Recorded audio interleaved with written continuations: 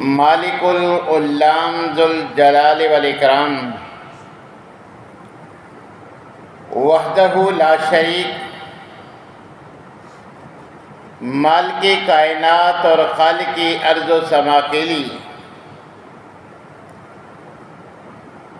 لاکھوں کروڑوں درود و سلام اس ہستی اقدس و مقدس کے اوپر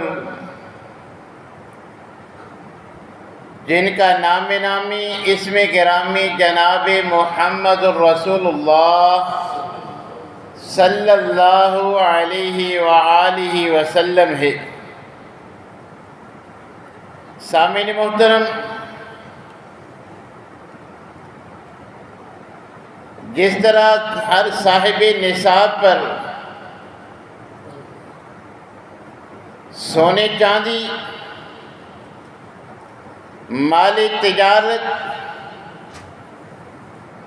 اور نصاب کے مطابق جانوروں کی تکمیل کے بعد زکوٰۃ فرض ہے، بعینہ ہی زمین سے جو غلہ اگایا جاتا ہے اگر وہ بھی نصاب کو پہنچے تو اس پر بھی اسی طرح زکوٰۃ فرض ہے جیسے سونے اور چاندی دیگر زکوٰۃ والی اشیاء کی زکوٰۃ فرض ہے۔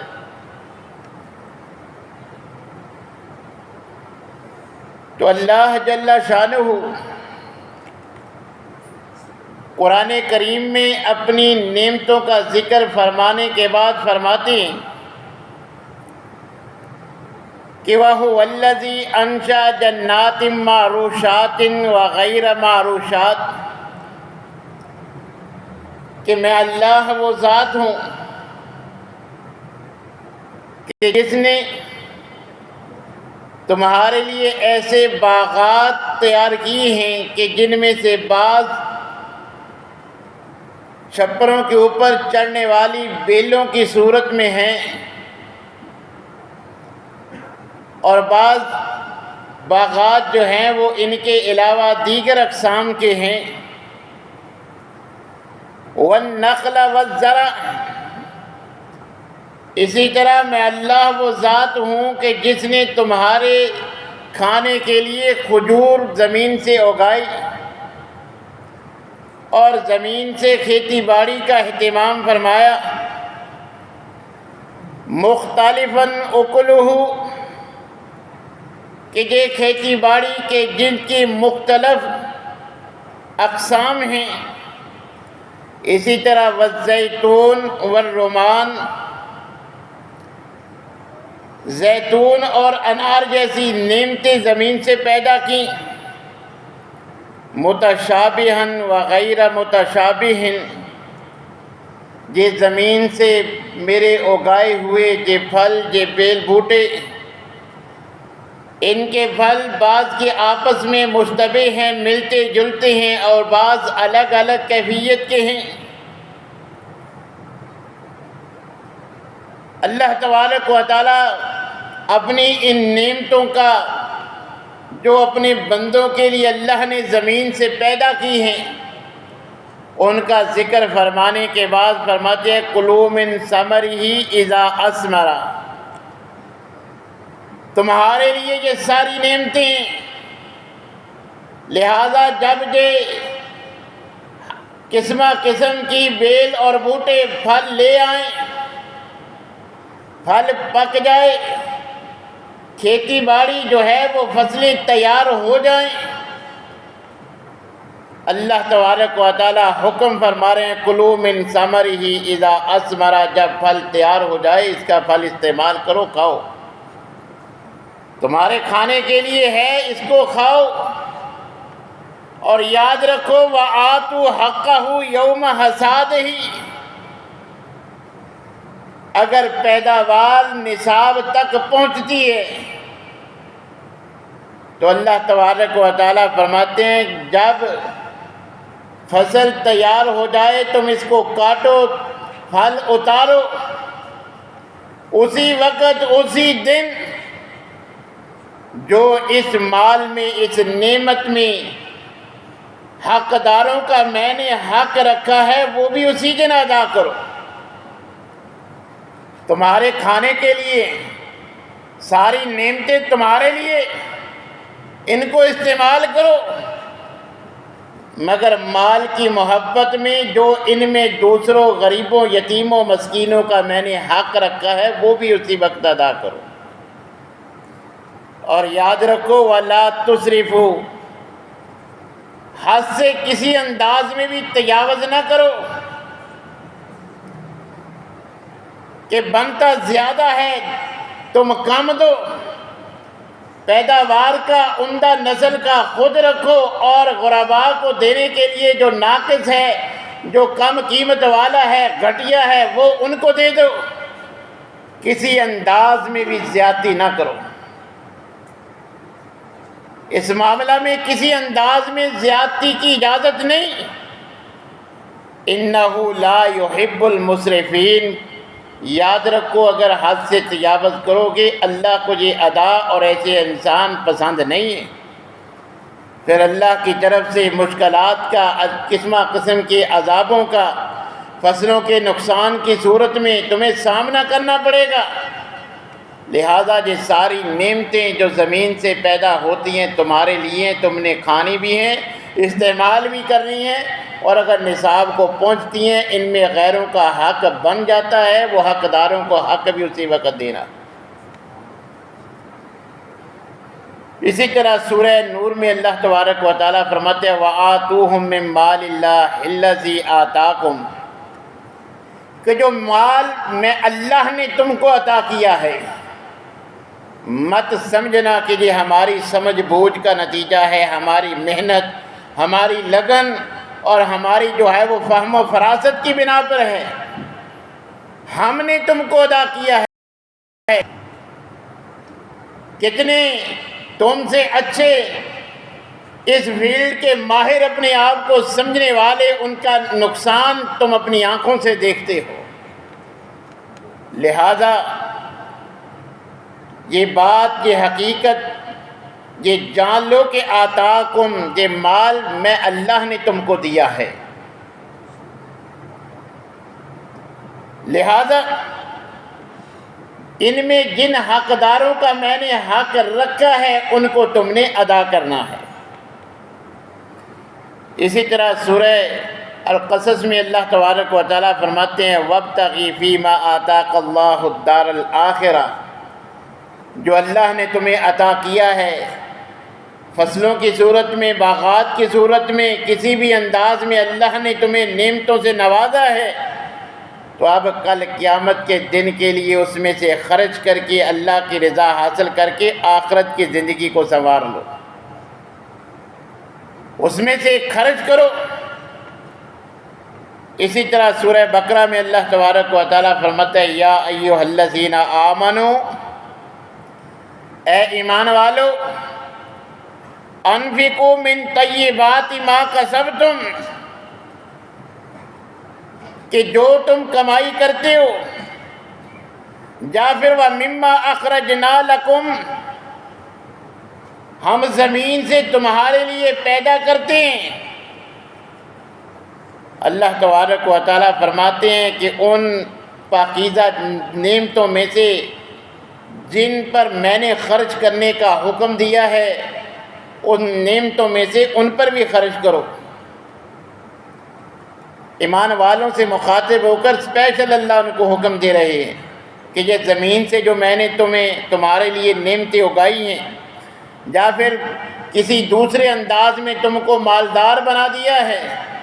تو اب میرے یہ دیے ہوئے مال، میری ان نعمتوں میں سے میرے راستے میں خرچ بھی کرو۔ تو گویا جیسے دیگر چیزوں کی زکوٰۃ ہے، زمینی پیداوار پر بھی اگر وہ نصاب کو پہنچ جائے ان پر بھی اسی طرح زکوٰۃ فرض ہے۔ اور بعض احباب جو ہے وہ فقہی اقوال کو مد نظر رکھتے ہوئے صرف چند اجناس کی زکوٰۃ پر جو ہے وہ زکوٰۃ دیتے ہیں اور باقی کو اس میں سے خارج کرتے، جبکہ قرآن کریم کا عمیق طریقے کے ساتھ اگر مطالعہ کیا جائے تو یہ بات واضح ہو جاتی ہے کہ اللہ تبارک و تعالیٰ جہاں کیا فرما رہے ہیں وَمِمَّا أَخْرَجْنَا لَكُم مِّنَ الْأَرْضِ، جو بھی تم نے زمین میں بویا ہم نے اس میں تم نے نفع دیا ہے۔ ہر زمینی پیداوار کا کسی جنس سے بھی اس کا تعلق ہو، وہ نصاب کو پہنچتی ہے تو اس کی جو ہے وہ زکوٰۃ، چونکہ اللہ تبارک و تعالیٰ نے زمین کی سیرابی کے اعتبار سے 10واں حصہ جو ہے وہ زکوٰۃ رکھی ہے، اس اعتبار سے اسے عشر کا نام دیا جاتا ہے، 10واں حصہ۔ اور اللہ تبارک و تعالیٰ نے مزید اس میں اپنے بندوں پر کرم نوازی فرماتے ہوئے کہ جن کی سیرابی کے لیے ان کو اخراجات برداشت کرنے پڑتے ہیں، اللہ نے 50% ان کو مزید ڈسکاؤنٹ دے دیا کہ وہ عشر کی بجائے نصف عشر، 10ویں کی بجائے 20واں، 10% کی بجائے 5% جو ہے وہ پیداوار میں سے جو ہے وہ غربا، یتیم اور مسکین جن کو جو ہے وہ زکوٰۃ لگتی ہے، یہ عشر یا نصف عشر بھی ان کو ادا کرتا۔ تو نبی کریم علیہ الصلاۃ والسلام نے یہی بات بیان فرمائی ہے کہ فیما سقط السماء والعیون او کان عصریہ، کہ ایسی زمینیں کہ جن کو صرف آسمان کی بارش سے ہی سیرابی ملتی ہے، یا پھر قدرتی چشموں سے مفت میں وہ زمینیں سیراب ہوتی ہیں، او کان عصریہ، یا پھر وہ کسی دریا نہر کے قریب ہیں، چشمے کے قریب ہیں، اس کی وجہ سے ان کو نمی ملتی ہے، اسی سے فصل اگاتی ہے۔ تو نبی کریم علیہ الصلاۃ والسلام فرماتے ہیں العشر، اس قسم کی سیرابی والی پیداوار پر 10واں حصہ جو ہے وہ زکوٰۃ ہے عشر کی صورت میں۔ وما سقی بالنصب نصف العشر، کہ جو کنویں سے کھینچ کر محنت مشقت کے ساتھ، یا آج کے دور میں ٹیوب ویل کے ذریعے سے یا نہری نظام کے ذریعے سے خرید کر جن زمینوں کو جو ہے وہ وہاں سے پیداوار لی جاتی ہے، تو ان کے لیے اللہ تبارک و تعالیٰ نے 50% ڈسکاؤنٹ دیتے ہوئے وہ نصف عشر، 10 کی بجائے 20واں حصہ، 10% کی بجائے 5% جو ہے وہ اس کی جو ہے وہ عشر کی صورت میں زکوٰۃ ادا کر۔ اور مزید اللہ تبارک و تعالیٰ نے جو کمزور ہیں ان کے لیے جو ہے وہ رعایت دے دی ہے۔ نبی کریم علیہ الصلاۃ والسلام نے فرمایا، ابو سعید خدری رضی اللہ تعالیٰ عنہ اس حدیث کے راوی ہیں کہ نبی کریم لیس فیما دون خمسۃ اوسق صدقہ، کہ جس جنس کی زمینی پیداوار کی مقدار 5 وسق سے کم ہے اس میں زکوٰۃ معاف ہے، اس میں کوئی عشر یا نصف عشر نہیں ہے۔ اب یہ 5 وسق جو ہیں، ایک وسق جو ہے وہ 60 سا کا ہوتا ہے، اور ایک سا جو ہے وہ 4 مد کا ہوتا ہے۔ درمیانے قد و قامت کا مالک انسان دونوں ہاتھ ملا کر جو گندم یا کسی بھی جنس کا وہ ایک مرتبہ بھریں، وہ 4 مرتبہ اگر وہ بھرتے ہیں تو یہ ایک مد بنتا ہے۔ 4 اس طرح جس کو ہم اپنی زبان میں لب کہتے ہیں، دونوں ہاتھ ملا کر ایک مرتبہ سے ایک مد، اور یہ 4 ہوں گے تو پھر ایک سا بنے گا، اور جب یہ اس انداز میں 60 سا ہوں گے تو پھر ایک وسق بنتا ہے۔ اور نبی کریم علیہ الصلاۃ والسلام نے 5 وسق یعنی 300 سا، 1200 یہ مد، اگر اس سے کم پیداوار ہے تو اس سے زکوٰۃ سے یہ چیز مستثنیٰ ہے، اس کے زکوٰۃ یا عشر یا نصف عشر جو ہے وہ معاف ہے۔ اور اس کی ہمارے اعتبار سے جو تحقیقی اعتبار سے 15 سے شروع ہو جاتی ہے کہ اگر 15 سے زائد من، تو عام عرف میں معروف اور جمہور کے قول کے مطابق تو یہ 20 من ہے، تو اگر 15 من سے کچھ زائد بھی ہو تو تب بھی یہ صاحب نصاب ہے۔ تو اتنی اگر پیداوار ہوئی ہے کسی بھی زمین کی جنس کی، وہ گندم کی صورت میں ہو، جو کی صورت میں ہو، چاولوں کی صورت میں ہو، یا کوئی ایسی سبزیاں ہیں جو سٹور ہو سکتی ہیں، یہ آلو پیاز ادرک کی صورت میں، اسی طرح یہ دالیں وغیرہ، اسی طرح کپاس ہے، گندم ہے، اسی طرح جو ہے وہ کماد اور گنے کی فصل ہے، اسی طرح زمین سے جتنی بھی اشیاء پیدا ہوتی ہیں تمام اجناس کی اگر مقدار 20 من پیداوار یا اس سے زیادہ ہوتی ہے تو اس پر جو ہے وہ عشر یا نصف عشر کی صورت میں جو ہے وہ زکوٰۃ فرض ہوتی ہے۔ اکثریت ہماری زمینوں کا جو ہے وہ جو تھل کے علاقے کے علاوہ وہ نصف عشر والی کیفیت ہے کہ ہم پانی خرید کر لگاتے ہیں۔ تو یہ اللہ نے پیداوار میں سے اگر 20 من سے زائد پیداوار ہوتی ہے، 50 من 100 من، تو اس میں سے اللہ نے صرف 5% جو ہے زکوٰۃ رکھی ہے، نصف عشر 20واں حصہ جو ہے بنتا ہے۔ اب دیکھیں کہ 95% اللہ نے مالک کو دیے اور اخراجات کی بنا پر 50% ڈسکاؤنٹ بھی دیا ہے، مگر اس کے باوجود ہیلے بہانے سے بچنے کے لیے مال کی محبت میں طرح طرح کے جو ہے وہ ہیلے اختیار کیے جاتے ہیں۔ تو یاد رکھیے، یہ جو اللہ تبارک و تعالیٰ نے خود ڈسکاؤنٹ دے دیا، تو اب یہ جو باقی اخراجات ہیں، جیسے آپ جانتے ہیں کہ گندم جب پک جاتی ہے تو اس کی کٹائی پہ اخراجات ہوتے ہیں، پھر جو ہے وہ تھریشر وغیرہ کے اخراجات ہوتے ہیں، اسی طرح جو ہے وہ گنے کی کاشت کرنے والے وہ مل تک پہنچانے کے لیے کٹائی اور دیگر جو ہے وہ معاملات پہ جو ہے وہ اچھا خاصا سرمایہ خرچ ہوتا ہے، بیج کی صورت میں، سپرے کی صورت میں اخراجات ہوتے ہیں۔ تو یہ ساری باتیں ذہن میں رکھ کے پیداوار میں سے یہ خرچے جو ہے وہ نکالنے شروع کر دیتے ہیں، جبکہ شرعی لحاظ سے یہ بات درست نہیں ہے۔ جب اللہ نے خود جو ہے وہ 50% ڈسکاؤنٹ دے دیا ہے تو اب ہم یہ سارے اخراجات نہیں نکالیں گے۔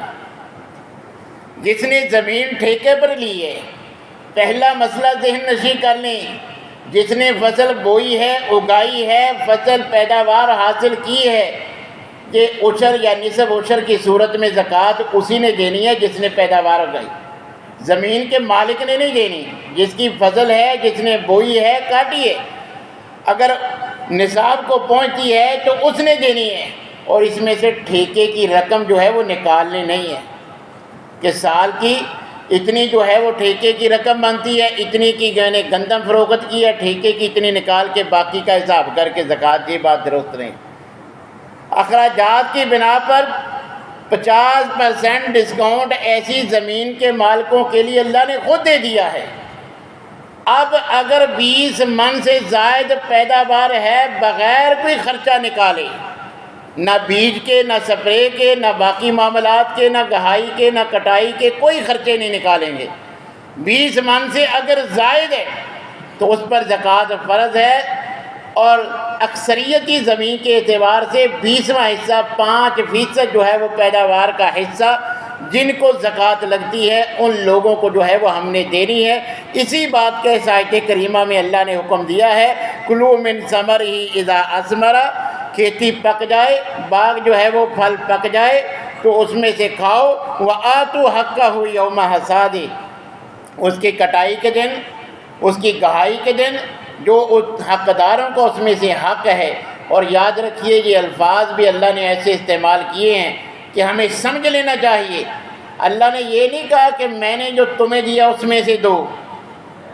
اللہ فرما رہے ہیں کہ ان کا حق ہے، تمہارا ہے ہی نہیں۔ وآتوا حقہ، تم نے حق ان کا دینا ہے، اپنا حق نہیں دینا۔ یہ انہی کا حق ہے جو پیداوار تمہاری ہوئی ہے، یہ ان کا حق بنتا ہے جو تم نے ان کو دینا ہے۔ اور